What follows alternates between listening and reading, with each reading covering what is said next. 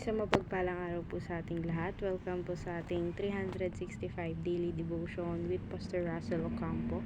Yung topic po natin for today, so totoo bang may walang hanggang parusa? And makikita po natin to sa Matthew chapter 25 verse 41. Then he will say to those on his left, "Depart from me, you who are cursed, into the eternal life prepared for the devil and his angels." Sa Tagalog po, sasabihin naman niya sa mga nasa kaliwat, "Lumayo kayo sa harapan ko, kayong mga isinumpa. Doon kayo sa apoy na di namamatay, na inihanda para sa dyablo at sa mga kampon."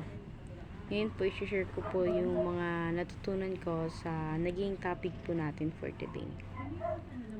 Sa first teaching po, hell is a place of torment. So, yung hell po, dun po lahat ng taon na masasama or may mga ginawang masama na hindi kalugod-lugod sa Panginoon, dun po sila napupunta, yung mga taong hindi nagsisisi sa mga kasalanang nagawa nila, and dun sila pinapatapon ng ating Panginoon.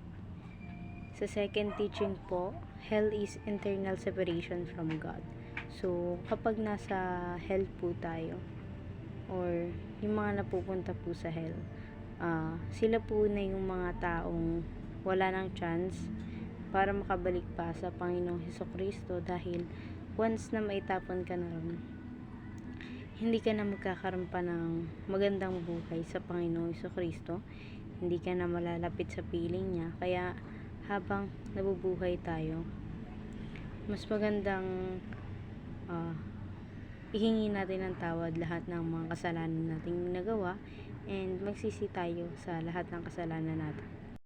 Sa third teaching naman po, hell is unlikely be annihilated. So, yung hell naman po, ay doon na po tayo napupunta. Yung mga taong alam nating hindi sila kalugod-lugod sa Diyos, o yung mga nagawa nilang hindi kalugod-lugod sa Diyos, ay doon na sila pupunta. And once na nandun na sila, hindi na sila magkakaroon ng pag-asa pang makapunta sa langit. And yung mga nagagawa nilang kasalanan, parang paulit-ulit na lang doon na nangyayari, and nagkakaroon sila ng parang paulit-ulit na kamatayan. Hindi gaya sa langit na ang kapalit ay walang hanggang buhay.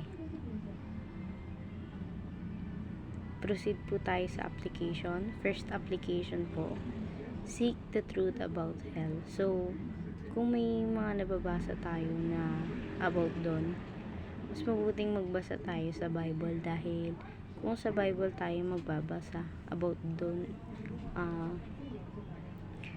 nagkakaroon tayo ng true information about that.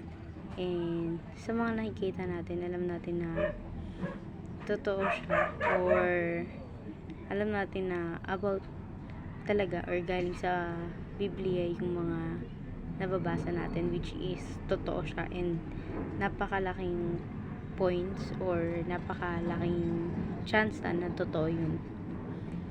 So, sa second application naman po, see unbelievers as emergency patients. So, may mga taong hindi naniniwala sa Panginoong Hesukristo, and yung mga tao na yun, mas dapat natin silang pag-sharean ng mga word of God, dahil mas nakakatakot kung hindi sila mapag-sharean ng word of God, dahil alam naman natin kung saan sila mapupunta once na hindi sila naniniwala na may Panginoon na magliligtas sa buhay nila. So, mas igugol natin yung oras sa mga taong yun sa pag-share ng word of God, nang sa gayon, maligtas natin sila sa paraan na alam naman natin. Sa third application naman po, snatch people from the fire. So, yung mga tao po na alam natin na malaki yung chance, or nakikita natin na dun talaga po patungo yung punta nila, sagapin natin sila agad by using word of God. Share natin kung paano tayo binubuhay ng Panginoong Kristo, kung paano niya tayo pinaglalaanan ng oras, kung paano niya tayo sinave sa buhay natin. So, tulungan natin silang makapagbago. Encourage natin sila by using Word of God. Sa discussion naman po, why should we see unbelievers as emergency patient? So, for me po, mas dapat natin silang isave dahil sila na yung mga taong kaawa-awa sa panahon ngayon, dahil sa point ng buhay nila, pwede na nilang gawin na kahit anong gusto nilang gawin na hindi na mababago pa.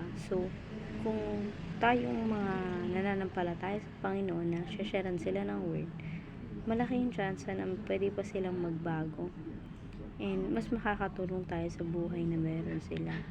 So, kahit konting panahon lang, paglaanan natin sila ng oras, kahit ilang verses lang na pwede natin may share sa kanila, ilang testimony na pwede natin masabi sa kanila, malaking bagay na yun at malaking kaluguran na yun sa ating Panginoon. Yun lamang po, at maraming salamat.